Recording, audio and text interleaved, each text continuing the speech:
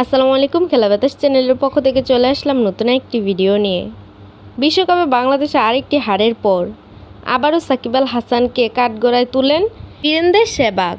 Super 8-এ ভারতের বিপক্ষে সাকিবের ব্যাটিংয়ে সমালোচনা করে ভারতের সাবেক এই ক্রিকেটার বলেছেন তিনি বুঝতে পারছেন না সাকিব নিজের অভিজ্ঞতার সর্বোচ্চ ব্যবহার করছেন নাকি এসবকে পাত্তাই দেন না। প্রথম পর্বে দক্ষিণ আফ্রিকার কাছে বাংলাদেশে হারের পর সাকিবের আরও আগে অপশন নেওয়া উচিত ছিল বলে মন্তব্য করেছেন সেহবাগ। একই কথা আবারও। তো দর্শক, ভিডিওটি শুরু করার আগে ভিডিওতে লাইক দিয়ে না টেনে সম্পূর্ণ ভিডিওটি দেখুন। আর আপনি যদি আমাদের চ্যানেলে নতুন হয়ে থাকেন তাহলে চ্যানেলটিকে সাবস্ক্রাইব করে বেল বাটনে ক্লিক করতে ভুলবেন না। শনিবার বিবি রিচার্ডস স্টেডিয়ামে ভারতের কাছে 50 রানে হারে বাংলাদেশ। রোহিত শর্মাদের 196 রান তাড়ায় সাকিব 5-এ নেমে 7 বলে 11 রান করেন। 14তম ওভারে কুলদীপ যাদবের 6 মারার পরে বল ক্যাচ তুলে যখন আউট হন বাংলাদেশের রান 4 উইকেটে তখন 98। সেই সময় অন্য প্রান্তে 38 রানে ব্যাট করেছেন নাজমুল হোসেন শান্ত। ওই সময় সাকিবের ব্যাটিংয়ের সমালোচনা করে সেহবাগ ক্রিকেটবাজকে বলেন, যখন ক্রিজে একজন সেট ব্যাটসম্যান আছে তখন আপনাদের দরকার ছিল তাকে সহায়তা করা, মাঠে কিছুটা সময় টিকে থাকা এবং সময় কাটানো যাতে ম্যাচ বের করে নেওয়ার চেষ্টা করা যায়। কিন্তু এর পরিবর্তে আপনি 7 বলে 11 রান করে আউট হয়ে গেলেন, ব্যাপারটা আমার ঠিক বুঝে আসেনি। ভারত অধিনায়ক রোহিত শর্মার সঙ্গে সাকিবই একমাত্র ক্রিকেটার যিনি টি-20 বিশ্বকাপে 9টি আসরেই খেলেছেন।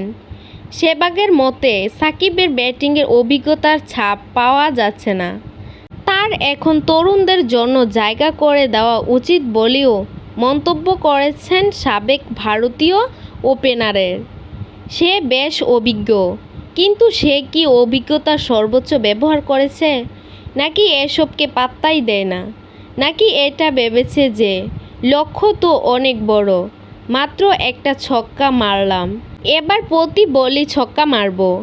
ঠিক এ কারণে আমি বলেছিলাম ওর এখন তরুণ খেলোয়াড়দের জন্য জায়গা ছেড়ে দেওয়া উচিত।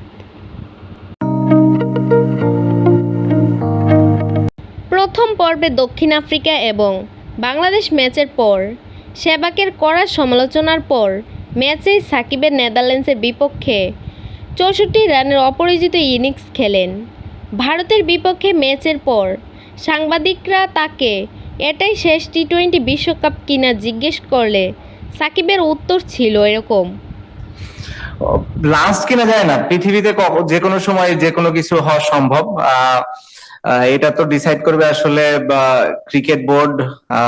আমার নিজেরও পার্সোনাল কিছু ডিসিশন থাকতে পারে, বাট এগুলো আসলে এখনই এখানে ডিসকাস করার বিষয় না। এগুলো সময়ের সাথে সাথে হয়তো ডিসকাশন হতে পারে।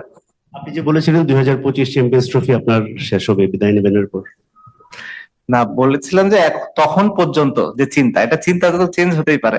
তো ওরকম আসলে এগুলো নিয়ে আসলে আমি এখন খুব বেশি একটা চিন্তিত না। অনেক বড় গ্যাপ আছে এখন সামনে।